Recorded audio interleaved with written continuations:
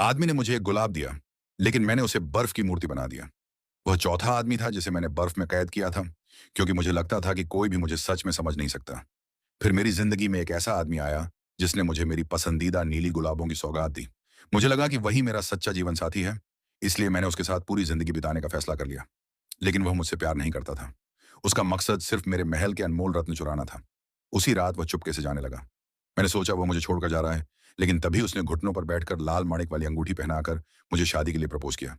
मैं खुशी में सब कुछ भूल गई और बिना सोचे समझे हाँ कर दी। जैसे ही अंगूठी मेरी उंगली में आई, मेरे शरीर की ताकत खत्म होने लगी और मैं बेहोश हो गई। मेरे बेहोश होते ही उसने अपना असली खेल शुरू कर दिया। वह मेरे सिंहासन पर लगे जादुई रत्न चुराना चाहता था, लेकिन वे हजारों साल पुरानी बर्फ से सुरक्षित थे और कोई सामान्य इंसान उन्हें छू भी नहीं सकता था। तभी उसकी नजर एयर कंडीशनर के रिमोट पर पड़ी। उसने कमरे का तापमान 30 डिग्री कर दिया।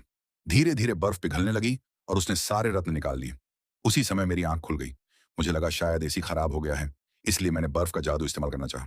तभी मुझे एहसास हुआ कि मेरी शक्ति उस अंगूठी की वजह से खत्म हो रही है। मैंने उसे निकालने की बहुत कोशिश की, लेकिन वह नहीं निकली। तभी उस आदमी ने अपना असली चेहरा दिखा दिया। महल टूटने लगा और मैं फिर से बेहोश हो गई। वह ज्यादा से ज्यादा खजाना लूटना चाहता था, लेकिन तभी वे सारे आदमी जिन्हें मैंने पहले बर्फ में कैद किया था, जाग गए और खजाने के लिए उससे लड़ने लगे। उसने उन्हें फिर से रोकने के लिए कमरे का तापमान -30 डिग्री कर दिया और वे दोबारा बर्फ बन गए। उसे लगा कि अब सब खत्म हो गया, लेकिन उसे नहीं पता था कि जितनी ठंड बढ़ती है, मेरी ताकत उतनी ही बढ़ जाती है। कुछ ही पलों में मैंने अपनी पूरी शक्ति वापस पा ली। अंगूठी का असर भी खत्म हो गया। मैंने महल के दरवाजे बंद कर दिए और अपने जादू से तापमान और 20 डिग्री नीचे गिरा दिया। कुछ ही सेकंड में वही आदमी जिसने सबको धोखा दिया था, खुद भी बर्फ की मूर्ति बन गया। सीख: जो दूसरों के लिए जाल बिछाता है, एक दिन उसी जाल में खुद फंस जाता है। इसलिए कभी किसी का बुरा सोचकर या धोखा देकर आगे बढ़ने की कोशिश मत करो।